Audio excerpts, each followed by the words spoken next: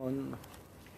Hi, I'm Julie from Pumpware, and this is part 2 of our Ask the Principal, and we have Mr. Cliff Bird with us, who is an elementary school principal for over 24 years, with today's question, which is it true that IEPs earn the school additional dollars, so school districts are okay with, giving a child an IEP if they qualify, while where a 504 plan is in place, they don't get any money, so...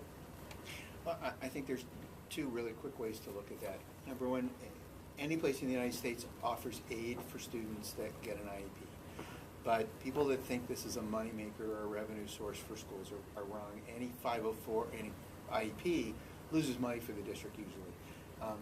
IEPs are put in place for students that are having difficulty in their education. It's an individual education plan. And schools pay more attention to that because that's our job, is to educate students. So that's where the IEP seems to rise to the forefront of everybody's attention.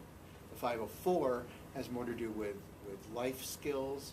That's not our major priority. That's not what we think of when we walk in the door. We think of how are they going to learn math today, how are they going to improve in reading, where the 504 comes in. But that's a huge misconception.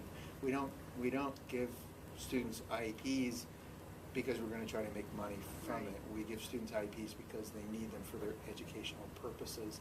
And it doesn't change our mind for a 504. Finances aren't in any of the decision-making process. Okay. And how can we as parents ensure that a 504 plan that we have in place, that it's actually being followed? Two quick answers for that. One of them is there should be a review every year. It needs to be re-upped every year. So that's a good time to sit down and have a conversation. And I would strongly encourage any of my parents to just stop in and say, how are things going? Contact the classroom teachers, everything with the 504.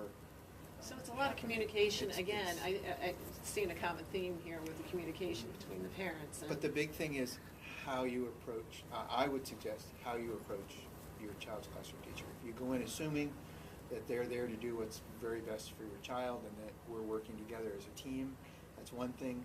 If you go in just assuming that they're not going to take care of your child and you have to be there to help them out, that's going to change the whole color of the conversation for the rest of the That's an absolutely really good point.